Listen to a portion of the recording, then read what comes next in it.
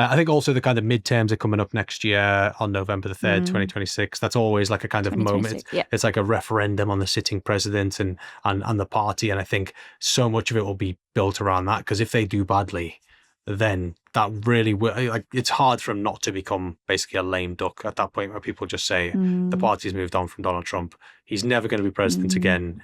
It's now time to basically attack him, get serious and to figure about out who what the other next, contenders what might the be. other contenders are. And I guess, who could that be, Stacey? You know, I mean, the obvious choice. You're not American, so you obviously can't run. Yeah, I mean, what do I know? But the obvious choice as an outsider looking in would be JD Vance.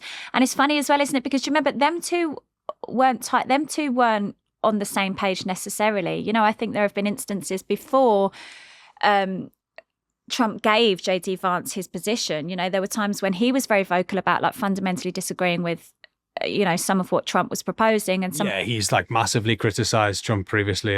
Yeah, he used to sort of stick him off, and then he sort of, you know, obviously tonally things shifted when he was given, you know, the vice president slot. What's it called? He was, Occupation? The vice presidency. Like role.